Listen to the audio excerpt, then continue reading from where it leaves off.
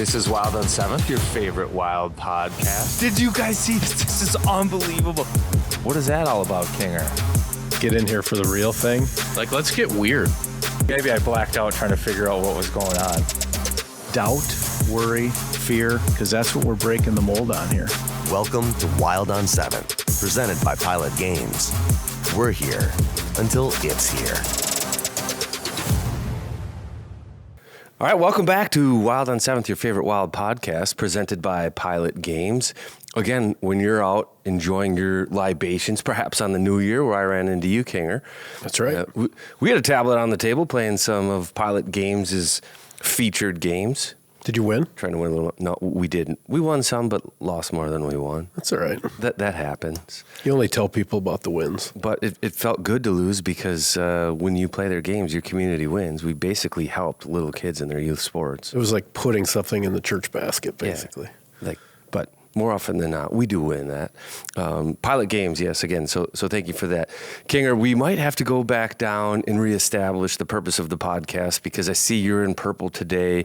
Are you in mourning a little bit after the Vikings game last night? I got a lot of bad habits coming back, yeah. I speak for all Minnesota fans. The late start was tough. Was it supposed to be, or did they switch that? They flexed it, and that was not good. A lot of phone calls to other Viking fans like, hey, how you doing? And then, I always thought the Vikings couldn't hurt me, but I was really, I had a lot of excitement for last night. And then seemed like our quarterback had just as much excitement. I felt like he drank 5 Celsius before the game. He was like a sophomore at prom or something. It was he was overthrowing balls, and I did turn it off in the fourth quarter, which is probably not good either. But yeah, I want to be positive, and but yeah, all the demons, they all came out last night. But why can't the Vikings hurt you? Well, I've never really gotten upset when they lose because I've never. They've done it to me a lot, right? Like you just expect it. Yeah, so I have a lot of... That's the barrier we're trying to break, though. Yeah, I have a lot of scar tissue. Is that expectation them letting you down is what we're trying to change. Here's on the positive side, though. But they did let us down. I will tell you, I was emotionally invested at a level that surprised me last night for that Detroit game. Like where I was like, uh-oh, no, I've just jumped off the stage and I'm hoping the crowd catches me. Like I was ready to go. Like I had it on the big TV over the World Juniors. Like TV tray? No, I don't think so. Maybe, but I had the World Juniors on my phone and the Vikings. It was a gold medal game, and I had the Vikings. I would like to think I'm a hockey dominant household, but the purple crept in there last night and today apparently. What was on the line? Here's first round bye in home field. I would like you to unpack this as a psychologist, okay? So here's why I thought we needed to win last night, because the narrative would be different than normal Minnesota sports narratives. So had we won that game, we get a first round bye. We don't have to play next week, and we win the division. And if you lose, you're a 14-3 team going on the road for all of the playoffs. It's a little bit like the college football playoff where, these division winners, there's only one bye, but they seed it off division. So, we're like the second best team in the NFL, but now we're going to go to LA and play a playoff game. So you can hear the entire Minnesota fan base, here we are, best season ever, and we got to go to L.A. They already beat us. Maybe Sam Darnold is turning into the old Sam Darnold. He's back to being a pumpkin, not a Cinderella. There's a lot of stuff happened. We were missing kicks. We kicked a kickoff out of bounds. That's the one where you're like, it's diseased. That's the 12 men in the huddle. It almost happened to the field goal before that. If you saw it, he kicked it and it was just barely inside the corner of the end zone. And the kicker, he's got like that foosball hair. He's from like Alabama. Like he looks so scared from the start. He looks like your 14-year-old cousin that's waiting still to like hit puberty, doesn't he? Like, Yeah, he's headed to the SEC, eventually. But yeah, all of it came back. It was a Thanksgiving-sized helping of demons. But I will tell you, if we get back to the root of the podcast, breaking the mold, stop waiting for the other shoe to drop.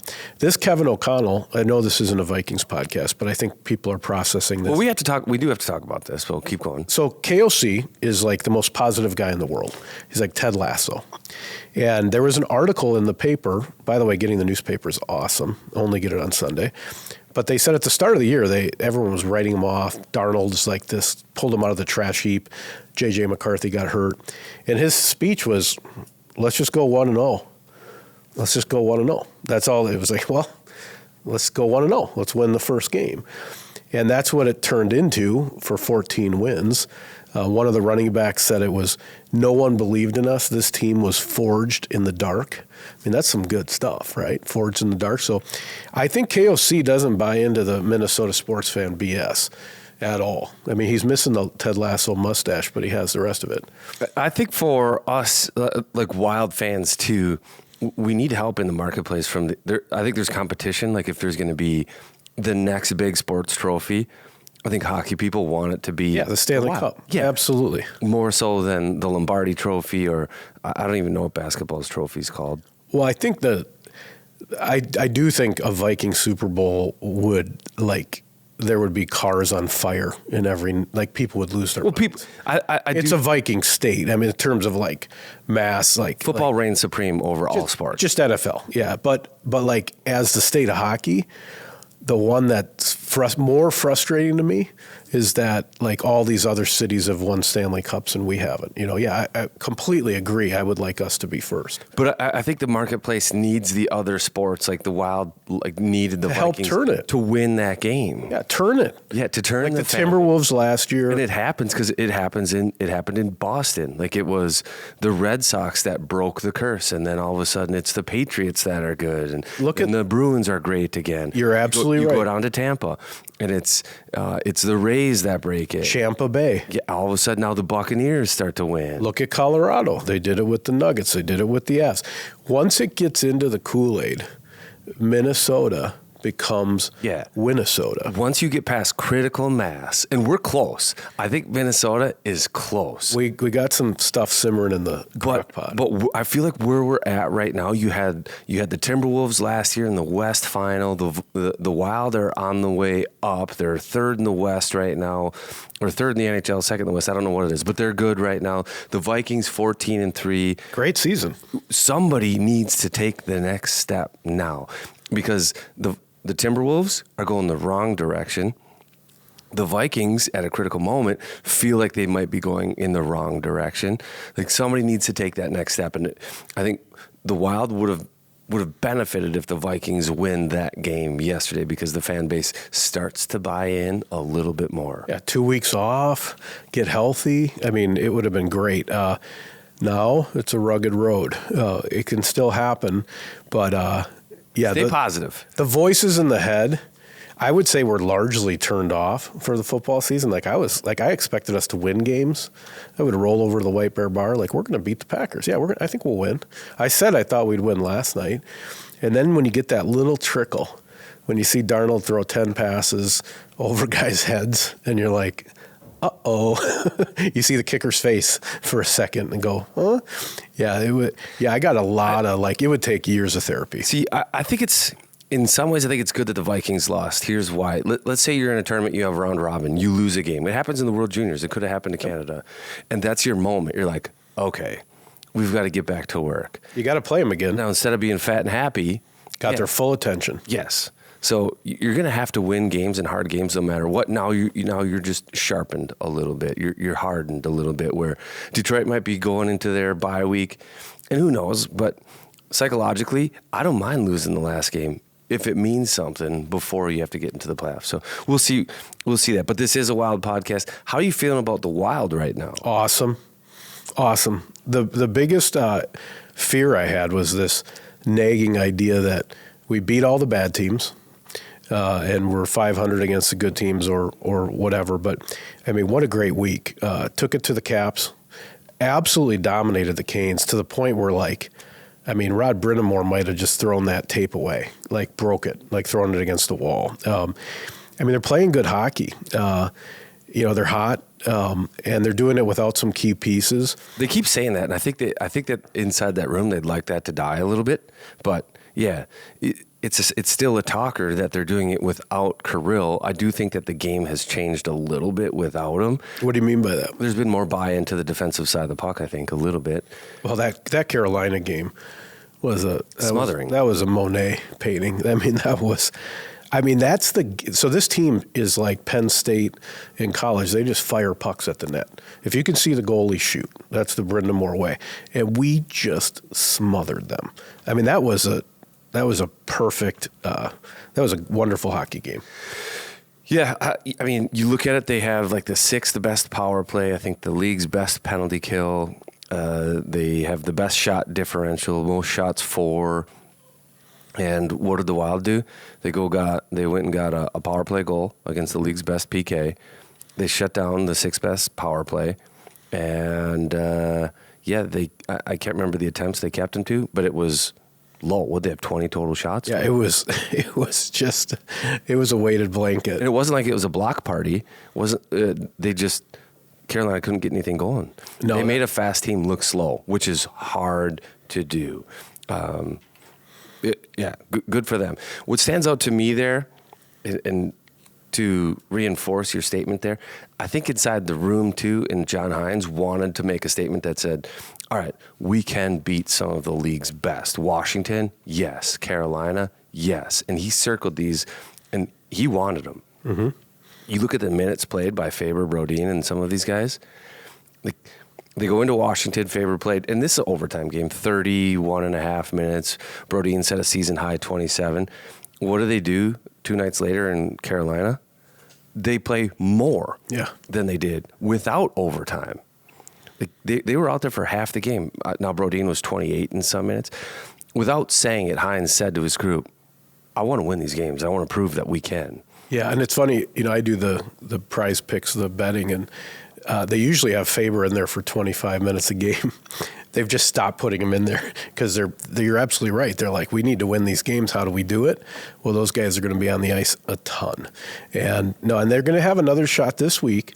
You're going to get the Avs who are on a heater, and then you're going to get Vegas, who's maybe the hottest team in the NHL right now. So another couple cracks. Maybe 97's back. I don't know what the status of him is. He didn't make the road trip. But, that was good. I did hear in the spirit of the pod, I listened to a pod that does a lot of NBA talk. And I'm not an NBA guy, but the guy, the expert guy, said, here's what you do in the regular season. You beat every team you're supposed to beat. And you go 500 on against the good teams. And sometimes you might beat 3 good teams in a row. Sometimes you might lose to 3 good teams in a row. That's what you do. And you get into the playoffs, and you are absolutely positioned to a 7-game series. You're right on that line, right? And then it just comes down to, do you have what you need in the room to get 4 instead of 3 in those series? So that was kind of reassuring to me, like, well, that's how it works.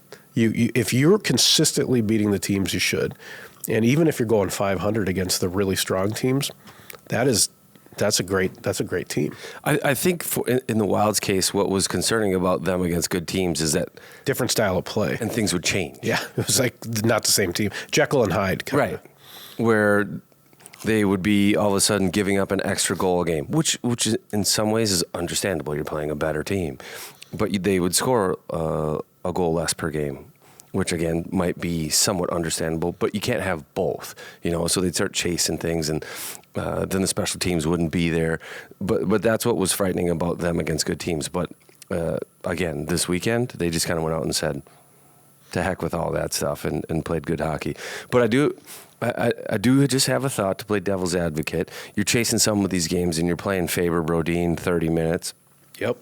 Is there a cost? And is it worth it? I think, and Hines has to have thought about that going into this game. Is there a potential cost? I've already had a tough schedule with travel, with everything else, and guys are starting to get hurt. And these injuries might not be travel-related injuries, but the miles add up on your vehicle, and then your vehicle starts to break down when you get to 100, 200,000 miles. The travel, the schedule have put miles on the body. So it adds to them breaking down a little bit. And Brock's not going to get the 10 days in Cabo either because he's going to be in the Four Nations. Yeah, so it's just... And so is Brodeen. But also it's like, be careful. You have these guys on the ice against a team that shoots the puck a lot. We saw how Middleton broke his hand. You block a shot, something. You start to put them out there more and tired in some of these situations. There's a cost.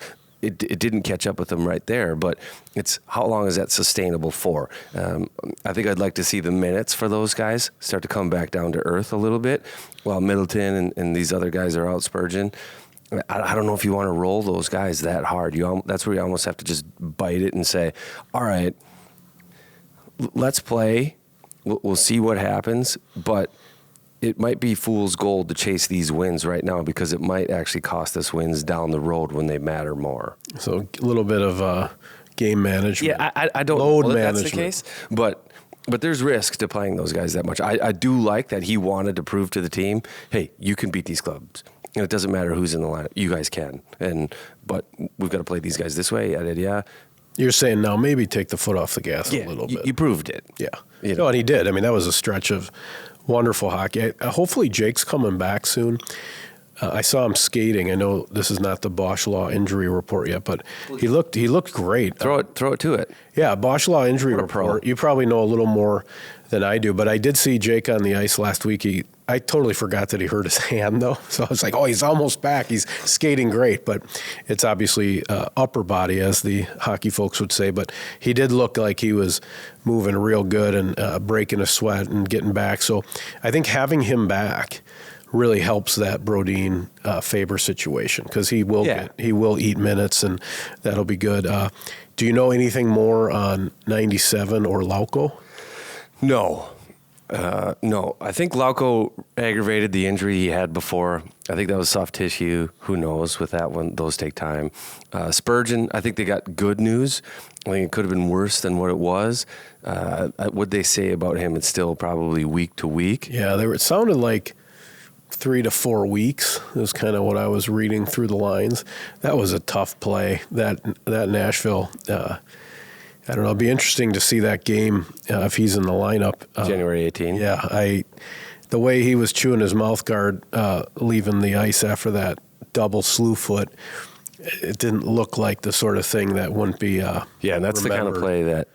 And he's got a history. I mean, this guy's like he's got a police blotter on him. So you might see Marcus throw some equipment into the Nashville stands at Bridgestone. But that was a tough, scary play. You know, you're thinking, and man, Spurgeon he's got to be so frustrated. You know, he works his way back, and then it's this, it's that, and just getting banged up all the time. Yeah, that stinks. That one hurts. That one almost takes the wind out of everybody's sail. I'm actually impressed with how the team responded because with that injury, it was almost like here we go again. Yeah. You know, but they didn't play that way. That wasn't the mentality coming out without him. So kudos to them for that.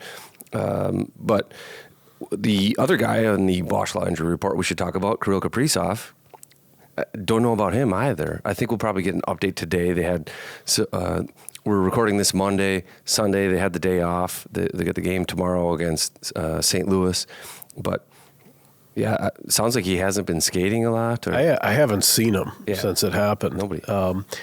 Now, I wasn't around the last week or so maybe he's been on the ice when they've been on the road. I don't know. But, yeah, it's a bit of a mystery. It's always a mystery when there's not an event, right? Like, you don't see it happen. Because he played well the last time he played. He played a full game, and then he's just gone. Doesn't take the road trip. It would be promising, I think, if he's in the lineup against St. Louis or who knows, but we'll find out together. It seems like the team, to your point, is responding without him. You been to Stewartville lately? I have actually been there pretty recently. And if you're looking to, freshen up, maybe you're doing kind of a healthy start to the year, I would encourage you to get a veggie plate with some Jimmy's dips. The dill dip is the favorite of Minnesota. Ranch is the top-selling condiment in America. America loves its ranch. Get some dips from Jimmy's. Family-run company, Minnesota company. it's just feel good all around. Don't you be messing with my dresses. I like it. So I've got a French Bulldog at home. Yep. Which actually, I'm surprised that they've taken over as the number one breed of dog. So they're the ranch dressing of dogs. Yes. Okay. It used to be the Lab forever. Wow, the French Bulldog is the number one dog. Most popular dog. That's cool. So our French Bulldog likes to lay on the heat register. Okay. Well, we like to spoil our French Bulldog. Yeah. And if you guys out there that have French Bulldogs, maybe you need to make sure that your heat registers are kicking up some solid, warm, comfortable air too. And if it's not, you've got to check out our friends at Aquarius Home Services. You can upgrade your furnace now. Don't let that worn out old system leave you in the cold. Because the temperatures are dropping right now, by the way. The ODR is looking good right now, too. But keep your home cozy all winter long. You can save up to 25% on a home solution sale, whole home solution sale, and get a new high-efficiency heating and cooling system for the entire home. Schedule your free estimate today. Stay warm all season long. AquariusHomeservices.com. They're earning the right to be recommended. And don't forget that you heard it here at Wild on 7th. That was like a Michigan. You set yourself up behind the net and just threw that top. Just flipped it up to myself. You were preloaded. You had the Pez dispenser with the French Bulldog in there. Your French Bulldog will thank you, too. That's good. That's good. Let's run around it. We're going to have Matt Boldy on today, not to bury the lead. When's the last time we talked to Bowles? Was it the golf tournament? Probably, 18 months ago. Okay, so that'll be good. He's scored some big goals recently. So this moment, were you able to catch when Ovechkin did the last shootout attempt against Flower? Yeah. I mean, it was funny. Last night they had a documentary about the first Winter Classic where Crosby won it in Buffalo. Those moments as a hockey fan, you do got to take a minute to appreciate when Ovi comes in, Flower makes the great save, team runs out there. I mean, that's special stuff to get to see those two square off and have that be the last moment of that hockey game. I mean, you just circle that, put a heart around it. The best was the post-game interview with Flower, too, because he kind of talked about it. What did he say? I didn't see it. Well, so he just kind of said, well, yeah, he's scored on me in the past quite a few times, and he's done a lot of different things. So I didn't know what he was going to do. So what was cool about it is you got insight into one Hall of Famer's mind when he's facing against another one. And you could tell he has a lot of respect for Alex Ovechkin and what he's capable of. He's like, I didn't know, but I wanted to throw some misinformation out there at him. So I went fake poke check, but I came out really aggressive, hoping to get him to shoot. And he was way out past the paint. Ovechkin did slow down right in the slot and shot it. So Flower made the right read. But I just thought it was cool. And I didn't see anything from Ovechkin in terms of an interview after, but I just thought it was really cool to hear about Marc-Andre Fleury, the way he approached it, what he was thinking going into it. Well, he was very excited when he made the save. I mean, he was like a little kid. I mean, but I don't think he was excited for He's always that excited to win the big game. Yeah. It's not just that he stopped Ovi. He's aware of the moment. Yeah. Yeah. So I thought that one was great. I will say, though, I love watching Ovi score. Like, I didn't mind he scored in the game. Power play goal. It's like, yeah. Wes is saying 1,000 goals on the broadcast. He might be right. I mean, that's crazy, but I don't see him slowing down. No. But I want to see the record broken. And I'd love to see it might be this year. Fashion. Yeah, you go back to baseball. Remember McGuire and Barry Bonds? And so fun that summer. Right, wasn't it? It was great. It captivated everybody. Like, get all eyeballs on Alex Ovechkin right now. Score every game, 2, 3. Just, like, have it be an unbelievable story. I would love that. It's well on its way. He's been great. I wanted to ask you about, so in my notes, this Rossi kid, I mean, this guy he's almost dies of COVID. I mean, he's in the NICU for all we know, and up and down from the American League.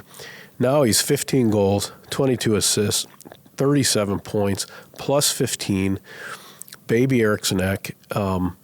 He's just been consistency is the word I would use. He's just been so, which is the hardest thing for a young player to have. I know, and we could ask the guest of the podcast today, Boldy.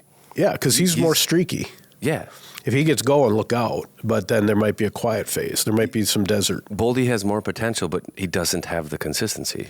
It is a skill. I wanted to get your take on Zuccarello tells him he should pass more, which is hilarious because Zuki passes the puck into the net most of the time. I mean, Zuki will pop on the gambling apps for shots, and I'm like, no, there's no shots. He's just going to pass. And he got 4 assists, though. So what do you think he saw? Was Rossi just kind of getting it and firing it quick, kind of get the play over with, and he was just telling him, hey, you're better than you think you are. Take a minute. Maybe there's another way to go, or I just love that. Pass more, and then he gets 4 assists. Yeah. So on the broadcasts, like during intermission, we have the ability to see what all the cameras kind of see. Yeah. And one of them's on the bench. And a lot since Kaprizov has been out, we've seen Zuccarello grab the board from the coach. And show it to Rossi? Yes, and have Rossi there. It's Coach Zuccarello. And it's multiple times a game where he's just got their attention, Boldy and Rossi, talking about this, and we joke around saying, "Oh, I got to write that down." We Coach joke, Zuki. Yeah, we joke around and say, like, what's he telling them? Hey, this is what Kirill would do. So this is where I'll be. This is where Kirill will pass it to me. This is what we do. But whatever it is, whatever information he's giving them, it's working. Yeah, Zuki's a smart dude. Yeah, he's played a lot of hockey. Speaks all the languages, most interesting man in the world. I think I would listen too. So Rossi's goal against Washington stood out to me, and it wasn't spectacular, but something he did at the beginning of the play stood out to me. I was like, I think the game is slowing down for him a little bit. He picks a puck up in his own defensive zone, and his wingers are off. So he's the center. And he could kick it up to Ryan Hartman right off the bat. He doesn't. He holds on to it and he skates. So he lugs the mail all the way through the neutral zone. I think early on, when you're young, you're entering the NHL, you see an open stick, you pass it there. And then all of a sudden you start to play after that. Rossi saw it, didn't want it. Skates it up the ice, kicks it out at the right time. Then that forces the D to have to make a choice. Then the D leaves and goes over to Hartman. He throws it to the net. Tip. Rossi gets his own rebound, back of the net. Okay, it's not that great of a play, but what's great is that he held on to the puck. He read a situation. He held on to it, and he held on to it for 6 more seconds. And that made the play. If he doesn't do that, they don't score.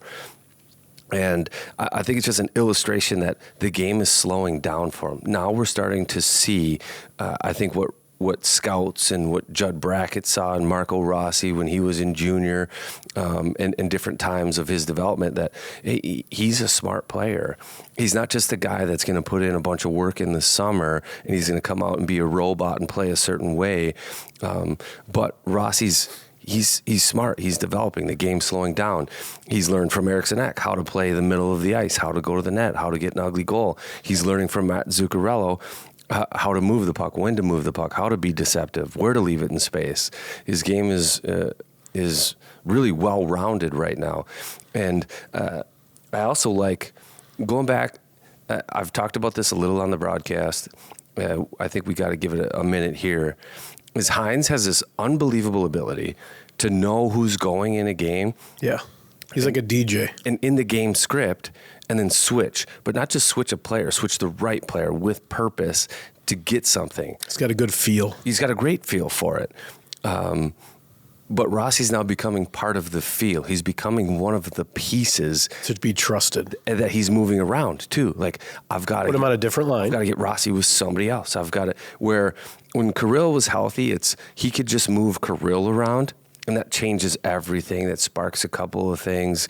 Guys feel empowered that don't normally play with them. They might get a look they don't normally get. Kirill gets an extra shift. The other team's bench starts to say, okay, well, we got to wake up. Kirill could be coming over at any point. But without Kirill, he's had to change a couple things at a couple different times. And in the Washington game, he decides, all right, well, I'm going to flip Ek and Rossi. And instantly, it was like 2 shifts later, boom, Rossi goal. Yep. And he's done that on a handful of occasions while Kirill has been out, switching a guy. It's Boldy, it's Johansson, it's Ryan Hartman, it's Marcus Foligno, and it sparks offense, and it gets the desired result. I don't think we've been giving him enough credit for those moves. And he's got a great feel. The other thing, unlike Kirill, so when Kirill gets a bonus shift, it's more like you're double shifting Kirill. Right. I know he's playing with Murat or whoever it is, but it's more about Kirill. Rossi's more like Eck. You know, you move him around and everybody gets better that's with him. And Eck, by the way, to me, recently, he really is starting to look like his old self, his old snot bubble, you know, bumper right in front of the net. Whatever was going on with him with the broken nose and the in and out of the lineup, he seems to really be becoming offensive Eriksson Ek again, which is gold and really good news for the Minnesota Wild. I agree. It takes time. I think when you're out, it doesn't seem to take Matt Zuccarello time. Like, he jumps back, he's better. It's almost like him with Andy Ness. He comes back flying and skating, and Zucky's, he's able to use his intelligence and his playmaking ability when he's moving more. It's almost like if he goes on a dry spell, they should just let him sit a game, just have him skate with Andy Ness, come back, and he'll be like, boom, right back where he needs to be. Other guys, it takes a little bit. I do think Paul Maurice said this at last time, or maybe a couple trips ago, back to St. Paul. I think Eck was coming back from injury too, and he said that it's harder for those guys to come back from time off and get good at what they do because it takes body contact, it takes spinning off a hit, it takes battling that front to be good, and you can't simulate that out in practice or skating with a skills coach. You just have to get out and do it. But Ecker, a couple of games, 2-3 games, and you're right. I do think all of a sudden he looks back. He's calm with the puck. He's winning his battles. The power play. He got the power play goal. You're right. Absolutely. I want to take a second to talk about the hard chain. Yeah, I have some thoughts. Are they almost using that like it's like unsung hero? I think is what it is of the game. Yes. So it's almost never. If you did the eye test, that piece of wood rarely goes to the person that would be the 3 stars of the game. That's why Kirill never gets it. Yeah, or really, it seems to be the quieter guys knowing their role. You know, I also just think, I do think there's a little bit of I think it's a momentum thing too. So Trenyon's gotten it a few times, and when he gets it, he's always got the shirt off. He's really ripped, and he just does every time he goes, "What's up, boys? Big win. Whatever happened tonight, win the next one." And the guys go crazy. Like, they think it's funny and awesome and joyful. And so I think, that trophy is like everybody else in the arena might not have known how valuable you were tonight, but the 23 guys in this room know. I mean, it's very special. It's not like, I think because of what the trophy is with this chain and Hartman and the wood, it seems to have taken on a different role in the locker room. I think it's hilarious, actually. You know, it's not the guy you'd think. And, I mean, Gus will get it every once in a while, but it is pretty, it's a B-side. Well, what I took away from it is that there's things that you don't talk about in the locker room, like when a guy hasn't scored in 18 games, like Ryan Hartman. Like, you don't talk about that with him. No. Like, you're aware, but the team's well aware. They're well aware that he's been through it, that he's in it. So he gets a goal, and he gets it. So it's almost like, hey, like, we understand the struggle that you just went through. We're here for you, buddy. Yeah. You know, here's the chain. And the photo after he got it, so happy, was great too. And I think was it was Moose Foligno and Bogo. Yeah, right with him. Yeah. Everybody's happy. Well, he had 50 shots, right? It wasn't like he wasn't doing good things out there. He was just snake pit. Like, we understand the struggle. You're through it. It's pretty cool that the not only is it a unique traveling trophy, homemade, but the way they're using it's unique. Yeah. I agree. And it's not the hard hat or Trennian has gotten it too, because he was struggling. He was struggling. They like listening to him talk. I promise you. Yeah, and Lauko. If they could give it to Murat, Lauko, and Trennion every game, just to get the "What's up, boys?" I mean, it's like Gus with the "Howdy, boys." I think there's some element of that is in there too. I have to admit, I stole the idea. I'll have to take a picture and send it to you. What'd you steal? The 10U squad has an address sign with white chain painted orange. Awesome. What does it say on it? It says Bears, but instead I have 3 pucks with magnets on it. Yeah. And one puck is for like the battle, one puck is for like the best pass, and one puck is for like the best skater of the game. Awesome. So like we give 3 awards out each game. That turned our season around. It matters. It turned the season around. Everyone thinks the sideshow doesn't matter. It matters. It matters. So when you started doing that, did you go in your garage and make it? Yes. Did you get spray paint on your hands? Yes. Did you call Hartsey? Didn't call him, but I almost got kicked out of the house because it was sound cold out, like- so we had to dry it in the house. My wife's like, "It reeks in here," but you're right. So if you're a coach out there, man, get something like this. The kids, even the big kids, the big boys, it matters to them. Best one I ever did, I was all about that. I was the Hawaiian shirt assistant coach. Didn't play hockey, you know. I'm basically a sideshow as a human. But we did a giant sombrero, and we had like a poncho. Went to West 7th, bought it at like a real sombrero place, and they were squirt bees. So the kids would come out. The hat's bigger than they are. It's as big as their hockey bag, and I love that stuff, man. It brings teams together. Yeah. It's cool that you do the 3 pucks too, especially with girls, because I think it's not one. It's not one player getting recognized and someone's upset because they didn't get recognized. I like that. And you're rewarding the right stuff, right? It's passing.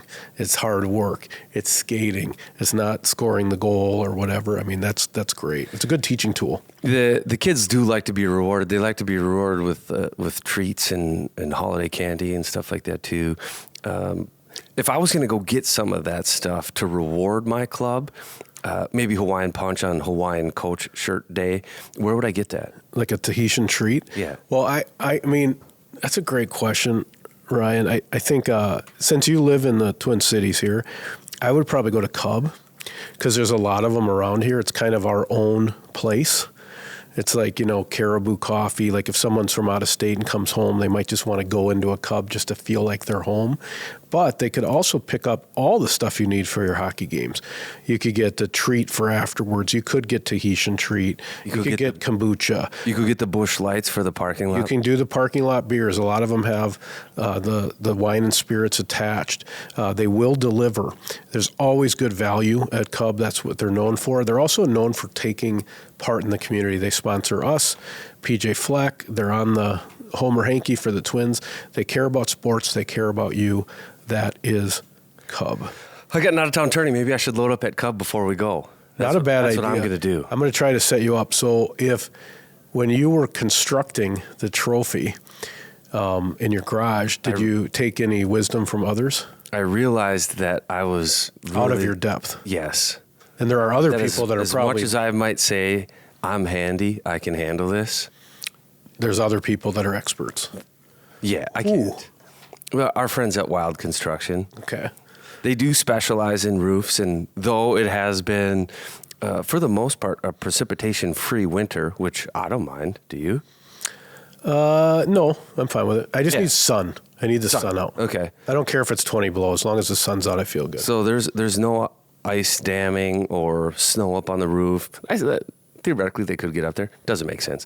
But if you do have any other exterior needs to your home, siding, questionable windows, even if you want to get on the schedule for spring, right when things open up, Wild Construction, they are professional. They can handle it. They'll get the job done. Don't try to fix it yourself. You'll end up having to call them anyways.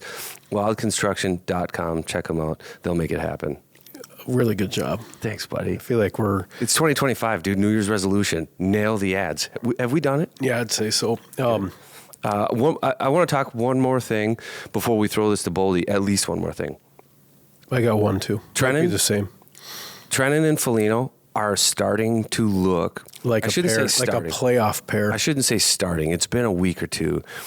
The line that I think the Wild and everybody thought they would see. Identity line. Yes, That's what you're when seeing. they signed Trennan, it's like, okay, they've got the makings of another Grief. Trennan all of a sudden looks like 2 gears faster. Yeah. Yeah. So he's on pucks, he's over pucks, he's making D turn it over, he's physical.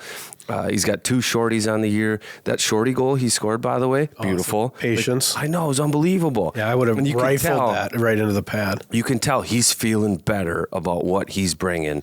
And Marcus all of a sudden looks faster too because he's got to keep up with Trennan. So it just the identity, the size, the physicality, and the way that Hines and I think Billy and management wanted to be able to roll lines. And okay, you're going to get Kaprizov, which is going to be tough to defend. Then you're going to get Marcus Trennan, which is going to be your defensemen are going to be splattered against the glass. Yes, and then we're going to roll out Kirill's line and Boldy. Yeah, yeah. And you've got Eriksson Ek, who's 200 feet, and then you've got the speed line with Husnudinov. They're starting to get all of these pieces, but I think those two guys have been playing awesome hockey. Yeah, it reminds me of that Islanders line, the original identity line. I've noticed the exact same thing. I'm like, this could be interesting in the playoffs. It looks That's good. What I'm like, this feels like a pain in the ass if I'm the other team, which is exactly what you want. I got to do a little World Juniors. We'll do this with Boldy as well. But Zeev was great in the tournament. By the way, there's a couple Finns that are wild picks. They also looked very good. So if you're a prospect person, I'm of the belief you're going to see Zeev Buium this season. He's that impressive to me when I watch. He had a sauce pass on the golden goal that was through a couple different time zones, landed on the stick of the kid, and he scored. I think the decade of dominance is starting. That's 2 World Juniors in a row, 4 nations coming up, Olympics next year. USA Hockey is feeling pretty. So you're calling it?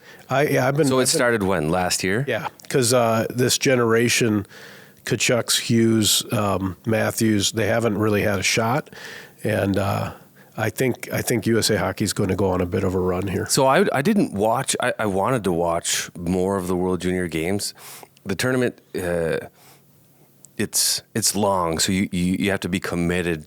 It's such good hockey, though. Yeah. It's so fast and so mean. That's the unexpected thing, because I think all these kids get their tires pumped their whole life, and they're playing for their draft status. They're playing for their country, and they like hate each other. I mean, and when you're playing in Canada, even more so.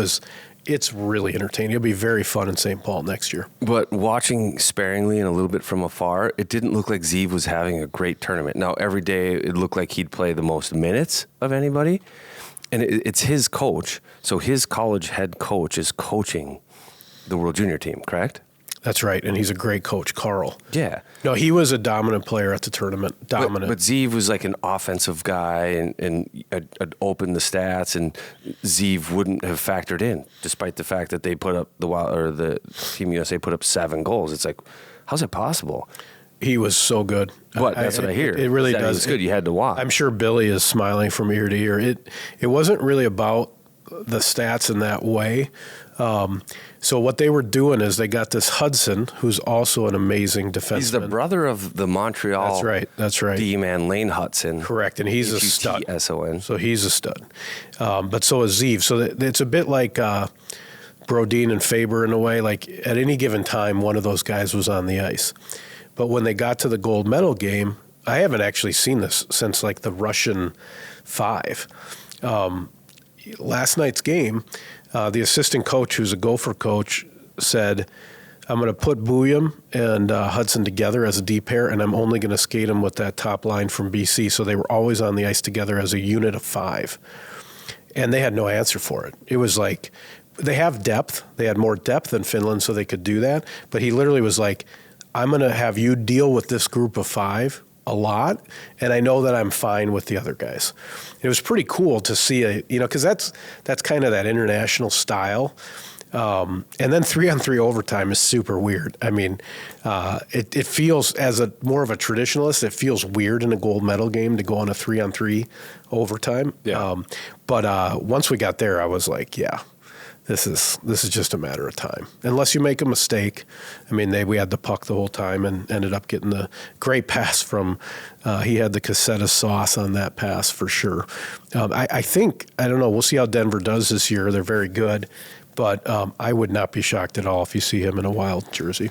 Couldn't think of a better time to bring in Boldy. He's been there, done that. That's right. Let's bring him in. Here comes Matt. All right, third timer, first time in the studio for Matt Boldy. This interview is sponsored by Duke Cannon. I think your hair was getting really long. I can't tell with the hat, but it was looking, you were doing some Tom Brady things with the long hair. But if you guys are growing out your hair, there's no better product for dudes than Duke Cannon. Hardworking product for hardworking guys. You can find it at the hardware store, find it at Target. Big-ass bricks of soap, all the grooming products, body wash, all of it. Welcome back to the show, Mr. Boldy. How's life? Thanks for having me. It's great. Can't complain. Boys are doing good. Yeah. How's the interior decorating going? Any more 12 by 12 posters ordered? No small posters. I've moved up. I got someone who buys all my stuff for me now. Yeah. Smart move. Yeah. Yeah. Exactly. Hey, were you dialed in on the World Juniors? I'm just curious. A lot of Boston College. You're about to go to the Four Nations. The Vikings were kind of at the same time as the gold medal game. How involved were you in the World Junior viewing? I didn't watch much of the tournament. I watched a lot last night. I actually battled to find it for a while, and then once I found it, it was like the very end of the second period, and watch kind of the ending of it. But that goal song that they chose, Freebird, just blasting that. Do you keep in touch with, what's your BC connection like? I was going to ask you about even Johnny, they had his jersey in the locker and kind of played for him in this tournament going back to back. And do you stay in touch with any of the Boston connection, any of the BC stuff? Yeah. On the team, I think I only have one of my buddies that's left, and I even play with him. I grew up with him. So one guy that's on the team still, and then bunch of buddies that I was at school with, some of the older guys that have been at BC that I grew up working out with, like, Kevin Hayes and guys like that. But, I think we have a pretty good group. I haven't been home the last couple summers, but they've been doing like a pro camp at BC too, which apparently has just been getting better and better every year with the guys coming back. So it's hopefully I head home a little more this summer and able to be a part of that too. How many World Juniors did you play in? Just one. Okay. Was that after your draft year? I didn't make it my first year, so the second year I made it. Okay, so second year. So you, like your 19-year-old year kind of, or 20-year-old? Yeah. Okay. 1 for 1. Yeah, you won gold. Was that Motzko? You and Brock, same team? Me and Brock, yeah. And then Nate Lehman was our coach, in Edmonton in the bubble.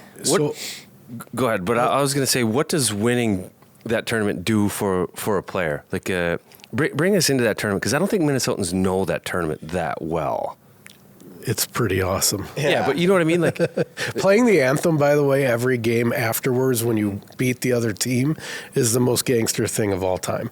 Like standing out there and playing the anthem and the flag raises up. I mean, while watching the opponent cry. Yeah, basically. Even the pool play, they do it. That's harsh. It's such a better way to do it. Like, I'm sure you know, like, every time you play a Canadian team, everyone in the locker room's like 2 anthems tonight, and you got to sit through it. So it is nice you only get 1 anthem, but it's an awesome tournament. I think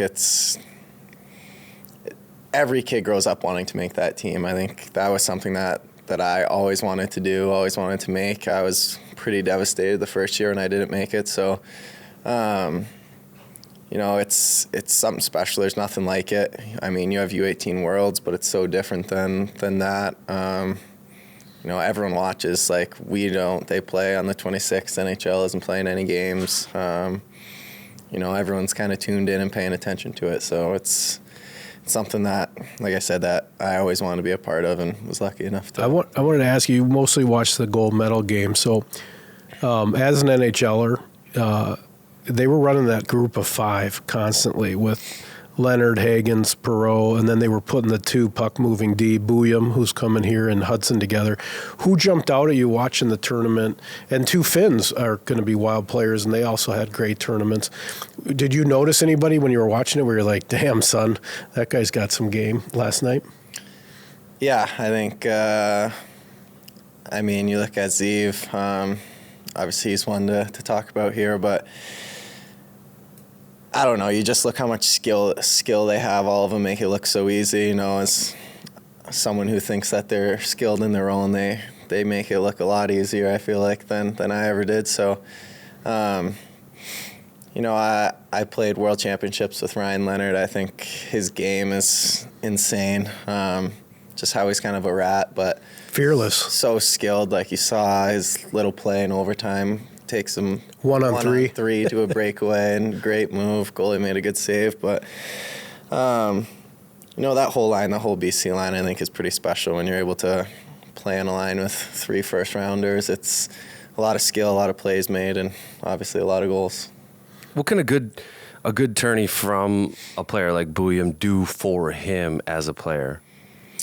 Yeah, I think it's a lot of it's confidence-wise. I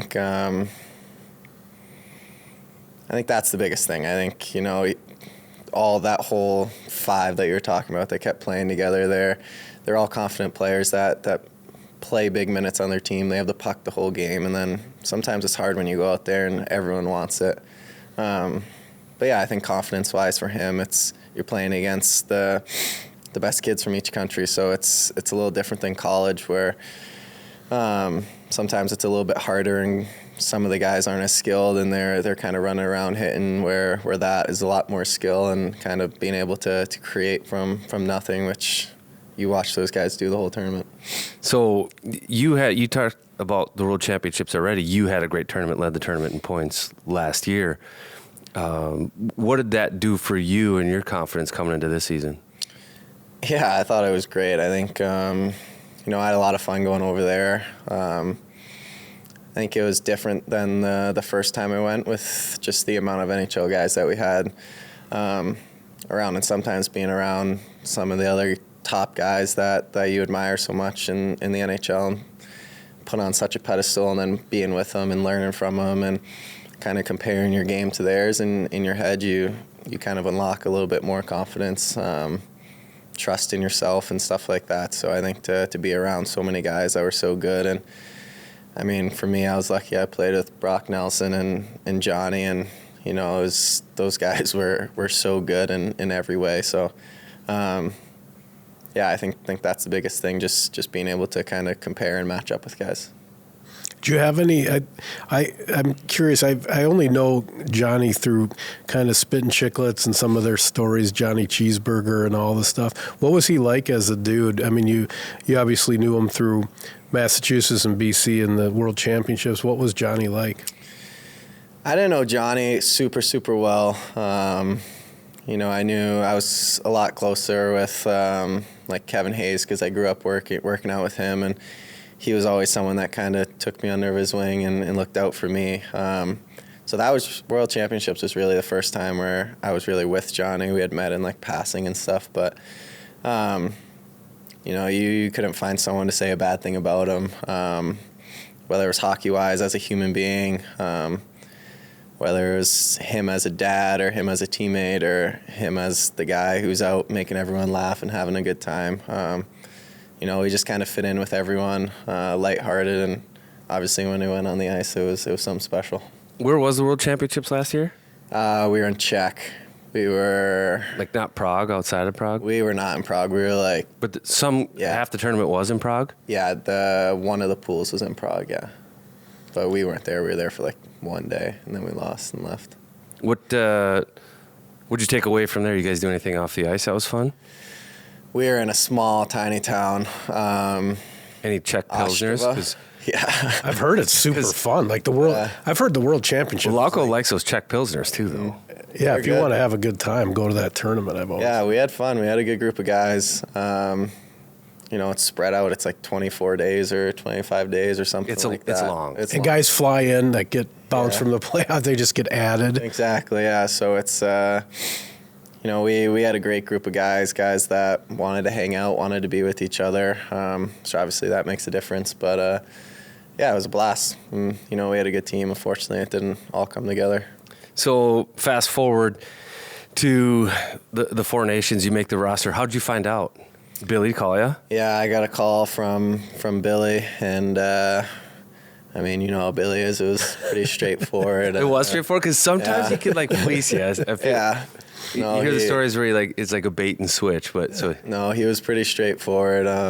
Happy for me, congratulated me, and then he did his little switch and was like, We need to win. Yeah, exactly. Yeah. By the way, It's cute best- that you made it, but Yeah. also, Yes. we need to win. Yeah. So no, I think it wasn't a was great. FaceTime call. His eyes would Exactly. have cut you in half. I need you to watch this World Cup of Hockey documentary on YouTube tonight. That's crazy. Do you know is overtime in the Four Nations going to be 3-on-3 like last night? Because I don't know the answer to that, and I was kind of surprised even to see it last night. It was crazy, 20-minute 3-on-3 over. I expected it to just be 5-on-5 until there was a win or two, but I'd assume because we're playing all NHL rules, Yeah, I'm assuming, rather than the international rules. So I'd assume maybe they change it up for the championship game or something like that, but I think it's going to be pretty similar to an NHL game. Well, let's talk shootouts. I didn't know that you're like the breakaway guy, huh? 6 out of 7 shootouts decided games. You're 50% on shootouts, 17th best all time. Are you a guy that has your A move and then your B move, or do you just let it happen? What's your?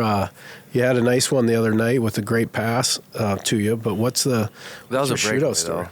Yeah. Yeah, I know, but same kind of thing. It was. Yeah, breakaways a little different. I feel like you're reacting. You don't usually get to control where you're coming in and entering, but shootout, I wouldn't say I have a move. I think I have like a setup that leads to moves. But I mean, a lot of it comes from talking with Matt's. Coach Matt Zuccarello. Yeah, Coach Matt Zuccarello. With a whiteboard? With a whiteboard, yeah. He's involved. Is he officially a coach yet? Is he like? Does he have his own marker? Tell Depends me he's on- got his own yeah. color. Does he change his in the pants. coach's room? Depends on who you ask. So he literally goes like, "Hey, here's what you're gonna do on this shootout." No, I feel like growing up, you don't really get that many shootout chances, but I was never really that good at them. And then when I came here, I don't know, it was just something that we started talking about one day, and obviously he's one of the best in NHL history ever at it. So, you just learn a lot from him. I think the patience, the reads, and stuff like that. But yeah, I think the biggest thing is the setup rather than your move. If you can set it up and create a lot of different options for yourself, it makes it a little bit easier. So let's talk about your breakaway, because I feel like you've scored this exact goal a couple times. If my memory He serves, usually crashes into the net afterwards. I think is more of his signature. once. so play. you get the setup, but you snap it high glove. I think that was your first goal under the Hines era too. Very similar. It was here at XL where you caught the pass. You're on a breakaway, kind of set the feet, snap it up over the glove. Is that right? Yeah. Very similar goal. Yeah, that's one I like a lot. I think I saw him kind of start to jump out at me, and I knew that he was aggressive. So to be able to kind of let one go quick, I thought was going to be the option coming in. And then it's nice when before you're there, you have an idea of what you want to do, and then it kind of opens up and makes it a little bit easier. But yeah, that was kind of the thought process, and just got lucky. Couple questions on it. There's an art to getting open for a breakaway. What do you think it is?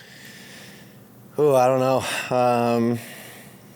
I think it's just making a read. I think sometimes when you're going out to your D, or I think in that case it was a forward, and you're on them and you know that they're just kind of shoveling it to the net and it's not going to be a hard shot, then you kind of know your D is going to front it, so you can kind of cheat a little bit more. But if they're going to wind up and let one fly, then you probably not going to get blocked and settled and down to you. So I think that's the biggest thing, that, and then just as much deception as you can. I think Marco's actually really good at the one where he kind of sits on the wall and then sneaks into the middle and the puck's getting kind of brought back the other way. But yeah, I think that's the biggest thing, just making reads and trusting that the guy behind you is going to make the play too. And what's the ticket? So you shot a lot there, or you're just making a read at that point? And then is the release something different? Because I feel like on those ones where you snap it high glove, it's like off the heel of your blade and you just kind of let it roll real quick, like you don't load it up. Yeah, the high glove off the heel is quick. It's got to be quick. I don't know, some goalies go really low and then you have a little bit more of the net. Some goalies are a little bit more patient, or if they're big, like the one versus Toronto here earlier in the year where I had one. He was a big goalie with big, long arms, so you're probably not going to beat him. So, kind of just depends on the goalie, kind of what their tendencies are and stuff. So I wanted to ask you about Rossi. You were kind of tied together in a way, just when you kind of came in and played with each other a lot, and he's been so consistent. And he seems like we've been saying he's turning into like a baby Eriksson Ek or something. What have you liked about Rossi's game this year, and what's he like as a teammate? He's great. Everyone loves Marco. He's quiet, but he's pretty witty and quick, especially if you get him by himself. But he's been awesome. I think for us and the guys in the locker room, I wouldn't say it's too big of a surprise. I think he's grown into that first-line center role and accepted it a little bit more this year with his confidence and his play, and he's earned it. And I think that's where everyone expects him to be, where everyone trusts him to be, and stuff like that. And, he's been rolling, so he just got named first star of the week, so be an expensive game tomorrow. Cha-ching. Yeah. He's been getting a lot of Coach Zuccarello, too, on pass more. Yeah, get that whiteboard out. Hey, you've been scoring too much. I'll be here. Pass more. Passes it. In morning skate, me and Zuki were chirping him. He kept shooting it a bunch, and we were like, "You're all take, no give. Like, you don't give anything to us." And I think he kind of got butthurt about it, even though we were joking. Then he's just feeding you. And then he goes and gets 4 assists. So it was, we were laughing a bunch about it after Zuki scored there. That's awesome. What do you think has changed most, or what's impressed you most about probably his growth, even just from last year? I think his consistency, but I think just how many plays he really makes. I think last year he's kind of all over the place in our lineup, even a little bit at the start of this year.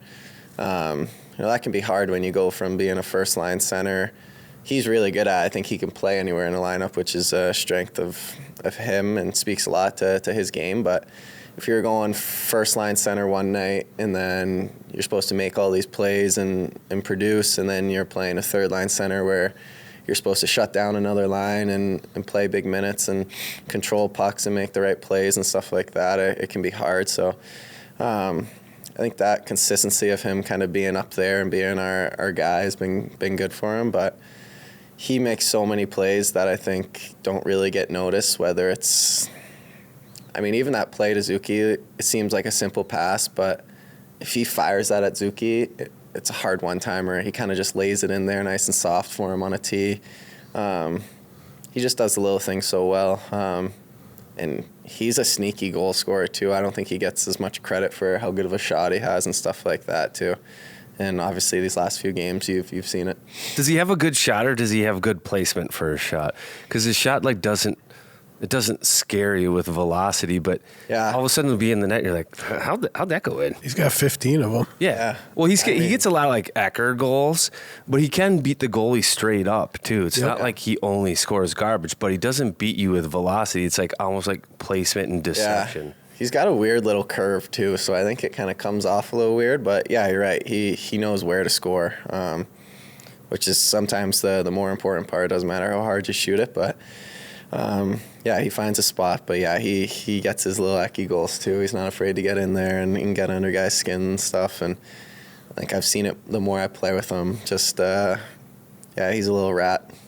Does he give you any credit? Because it was probably like 2 weeks into the year, you had a statement that stood out to me where like there was talk in the media about can he be a number one center, or Eriksson Ek this, or who's going to play there, and you're like, guys, this is a non-issue. He's a number one centerman. Like, just look, he produces, he's good.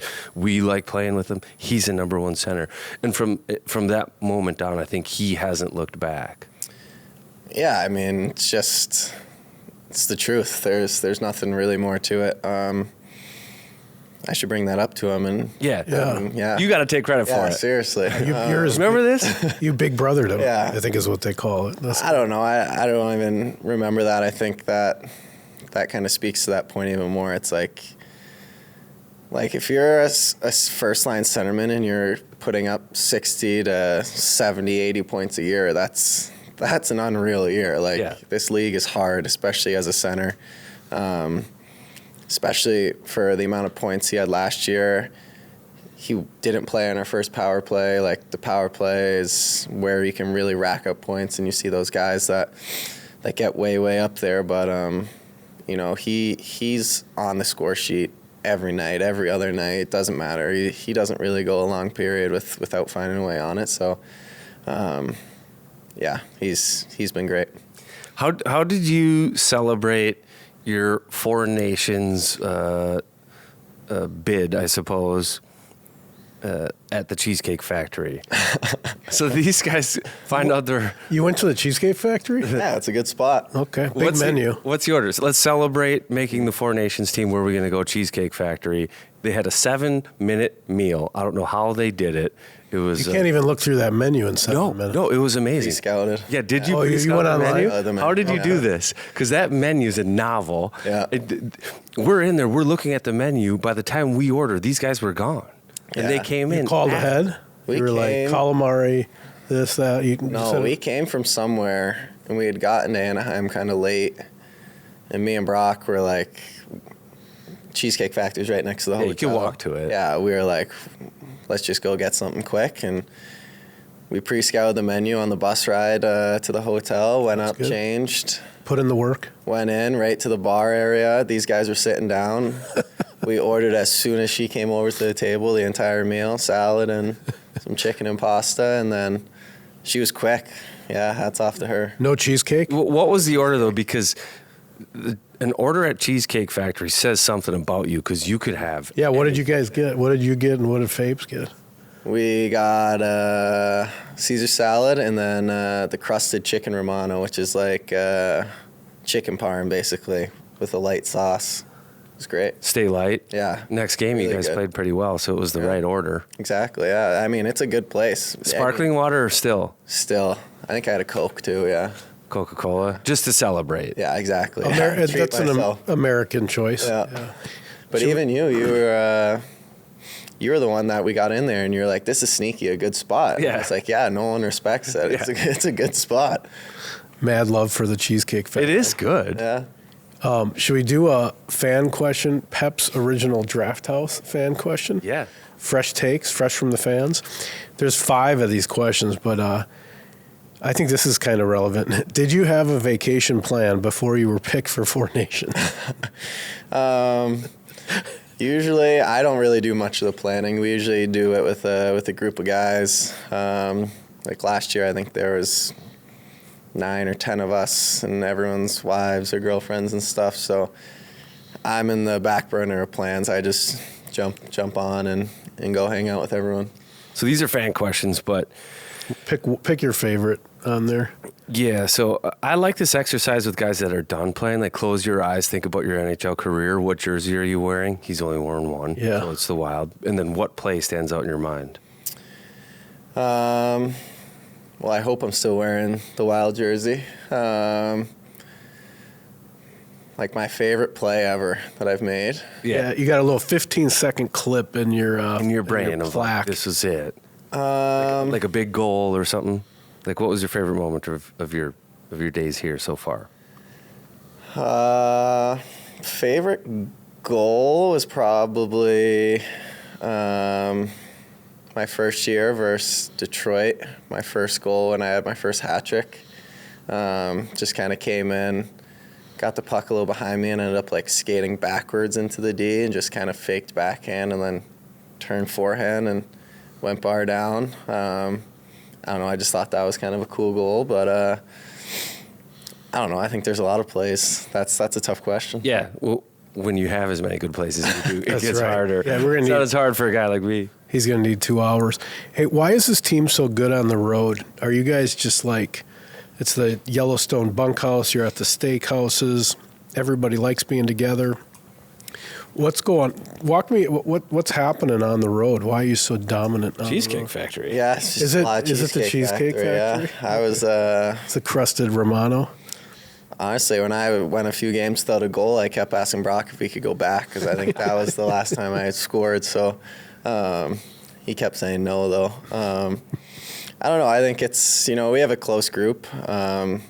we're also kind of forced into it at the beginning of the year. We played For sure. so many on the road right away. So I don't know. I feel like once you get into a groove and you get comfortable doing it, it becomes a little bit easier. But like I said, we have a close group. Like, we go to dinner with 12 guys, which is sometimes hard to manage, but it's a lot of fun. I think everyone has their guys, but we're pretty close and able to do things in big groups and get stuff going and spend time together. I think that kind of just goes a long way. What's the your hotel room protocol? So you get to the hotel, you get your key off the desk, you grab your Fiji water, maybe a banana, you get to the room. Then do you have like a routine?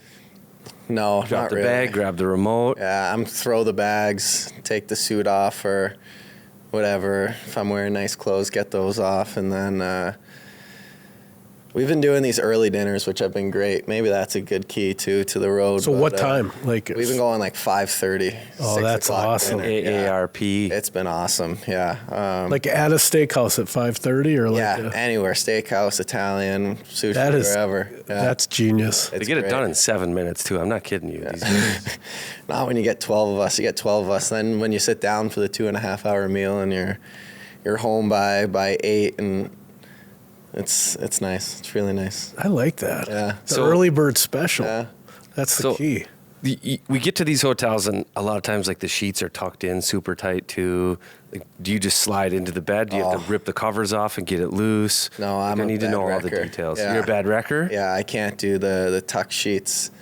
I can't feel trapped. Like, I'm kind of like a tweak, so like I need one leg out so that if something happens, I can get out quick. Like, I can't be trapped underneath. So You sleep with one leg out? Oh yeah, it doesn't matter how cold it is or whatever. Hey, Boldy, you're totally safe. I just want you to know. Oh, I don't know. Do you deadbolt the door? Dude, I got like. Do you do the flip, the little metal flip Yeah. over? Oh yeah, and deadbolt lock. Do not I got like disturb. 8 deadbolts at my house. Do you move the mini fridge in Do you front live of next the to door? Middleton? Close enough, yeah. So I got to get to more of this hotel stuff. Is there a side of the bed that you have to sleep on? I found that I have to sleep on a certain side of the bed too, because some rooms are set up with the bed on separate sides. And you're like, shoot, now I got to, like, You got to think it through. yeah, like, am I closer to the door or to the window when I sleep? Which shoulder do I sleep on? I feel like I'm usually further from the door. Doesn't matter the side. Yeah, But, okay. like, if- Furthest from the door. Yeah, I'm pretty sure. Yeah, always furthest from the door. Is the leg out fight or flight? Like, are you going to like run and jump out the window, or are you going to go at the person that comes in through your 8 deadbolts? No, Because you're sleeping on the Yeah. far side. Which, yeah, so I'm quick. I get a little bit more time Yeah, you being on the need- far side. Get Yeah. your bearings. Yeah. Figure it out. Grab your laptop or whatever. Yeah, there's not much flight in a hotel room, so No. I guess I'd fight. Most rooms are set up though where I feel like there's more room furthest from the door too. Like that nightstand has more room for you sure. to like Yeah. get up, walk around. I like that play. Yeah. Sleeping with one leg out. Last- that's just amazing. Last one.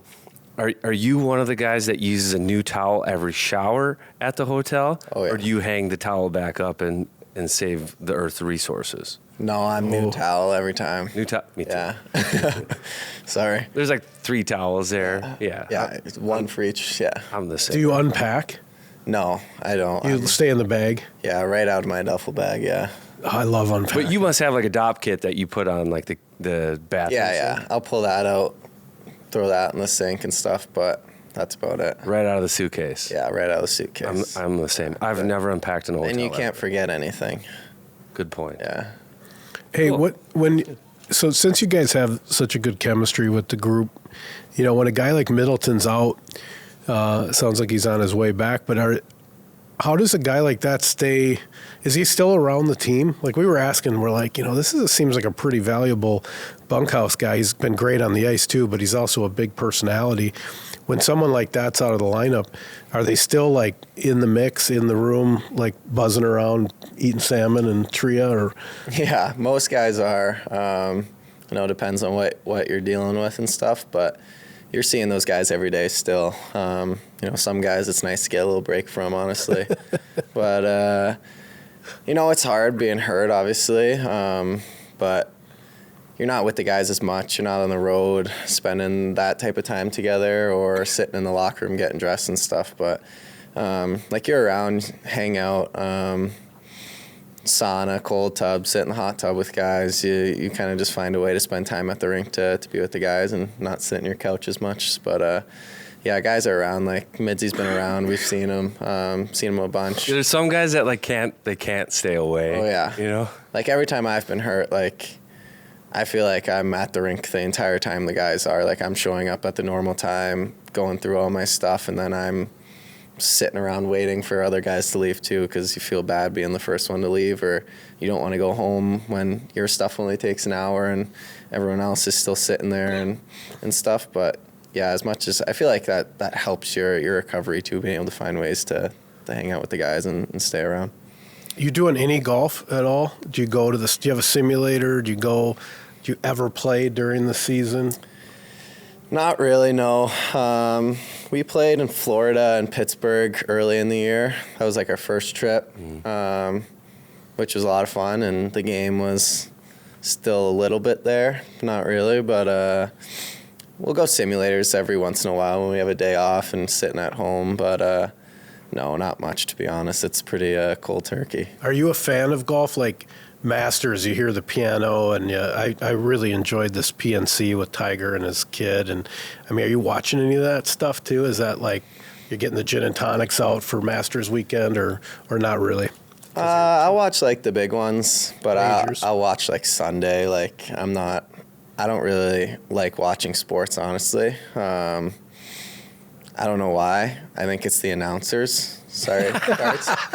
But I don't know. It's just. I thought he was roasting me, but he's actually serious. I think that's their first social clip from this episode. I can't do it. Like, I don't know. I've never really been into watching sports. I've never been into sitting. Like growing up, I was always outside or doing something, or we had the outdoor rink in the winter, or I was playing street hockey or something with my brother or the neighborhood kids growing up. So I don't know. I've never been one to really sit around, stare at my TV. I do it a little bit more now, but I don't know. I was never really raised to sit there and watch sports and stuff like that. So I don't know. I don't mind watching, but it's not my first choice. Makes sense. I don't watch a lot of sport either, but I think it's also like when you compete for like a living all the time, sometimes you're just like Want a break? Yeah. Well, not only that, like you kind of understand all the stuff that's going on out there. To your point about announcers, it's like you don't need somebody to dissect it. Like you know that there's time left. You know it's the first day of a golf tournament. You know nothing is won today. It's like it's not even like a lot of it's like not to pump your tires, but you played for a while. Like you understand it. You know the ins and outs and stuff. So it has nothing to do with you. It's people that have like never played, and then they're talking about like inside a player's mind. Like you have no idea what that person was thinking. Like that's what bothers me. And it's like, especially when it's negative, it's like, I don't know, I can't take it. Sure. It's more people like me, is what he's trying to say. I wanted to ask, you're almost at the midway point of the season. Great start. That was certainly a big push. Hines ran his first camp. It looked like he tried to kill you guys out there in your Army green jerseys, and it seems to have paid off. When you look at the next half, as you kind of think midway point through the season, is it just more of the same, or what do you want to change team-wise, and then maybe even with yourself? Yeah, it's more of the same, I think. There's parts of the game that can always get better. Special teams, if we can jump that up, I think that helps us, win a few more games. But yeah, I think you just keep the train moving. When you get into that flow where things are going well and you're playing well and things are coming naturally, then that's what you got to do. You just got to keep rolling with it, keep having fun. I think that's a big part of a year when you're able to come to the rink and you're not miserable and you're happy to be there and happy to see the guys and stuff. It makes winning and showing up to games and competing a lot more easier.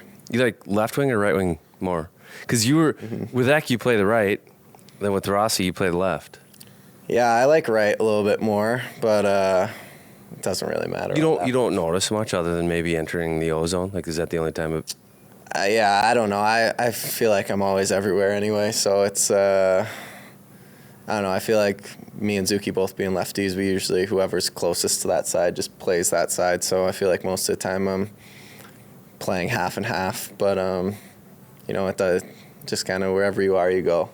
If you like right a little better, for what reason? I just think on breakouts, you're able to use your body a little bit more, protect the puck, keep it on your forehand and make plays. You can kind of, when you're kind of backing up into a D that wants to step up on you, they're backing up right into your back or your butt. So puck's just a little bit more protected on that side, I think. Is there anything that we don't know about Faber that we should? I feel like he's Captain America, right? Like perfect. Like, does he drink soda in between periods? Does he actually get tired and we just don't know it? Is there anything about Faber that we don't know that you think we should? God, I feel like I'm throwing him under the bus if I say anything. And the answer might be no. No. Well, then you're kind of kissing his butt. Yeah. So you got to make your choice here. I don't know. I think we've had Coke on the bench like all year long, and that's all he talks about. That's all he drinks. But yeah, I wouldn't say that's anything special. I don't know. He's Wait, soda on the bench? oh yeah, It's like great. in a water bottle? Yeah, That's outstanding. it's great. I think Ovechkin does that too. I think a lot of those guys do the Coke. Sometimes it's nice. It's so good. Yeah. When you're Just fresh and in the middle of a game. So weird. So awesome. ice or no ice? Because you know Koivu well. Yeah, no ice. No ice? No ice. Is yeah. it cold though? Yeah, it's like if it was sitting out in a hockey rink the whole day. I'm going to start doing that in beer league. Just Coke in the water You're bottle. gonna think it's there might be a jack in there. Yeah, what too. else you got in there? That Cool, could man. be.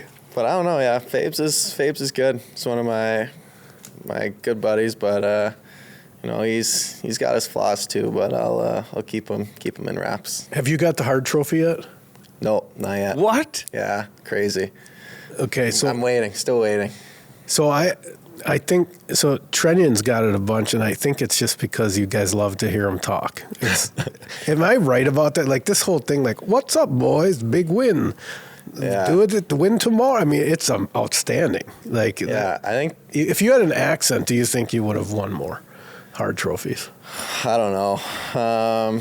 Yeah, maybe I gotta break out the Boston accent a little bit more, but I don't know. I think Trenny's awesome. He had the lineup sheet going for a while when we were on a hot streak, and yeah, it was a laugh after every one. The way he says Spurgeon is great.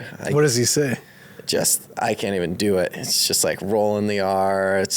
You got to ask him to do it one day. He's got but a great voice. He's the man, you know. He's a quiet guy, but he's when you get him going, He's rounding into form. We were saying too. Him and Foligno are starting to look like a identity group, kind of a line you wouldn't want to play against in the playoffs. He's moving quick right now. Oh yeah, Trenny's great. I think he does so much for our team that maybe doesn't get noticed as much from the fans' point of view or anyone like that. But you know, he's so effective. He's an absolute monster. Like I feel like he looks big on the ice, but then when you see him and he's standing there, like I'm a pretty big dude, and he makes me feel He's a big dude. tiny. Like he's the last guy you want coming in and forechecking you. I would agree. He's going to pin some guys on the glass for sure. Well, that's all I got, man. Appreciate you taking the time. Yeah, of course. Thanks for having me. Keep kicking It's ass. good to have you. Yeah, continued success and good luck, both with the Wild at Foreign Nations too. Let's lots keep to watch. rolling. Thanks, fellas. Coca-Cola. Appreciate it. Oh, We're yeah. here. Till it's here. New sponsor.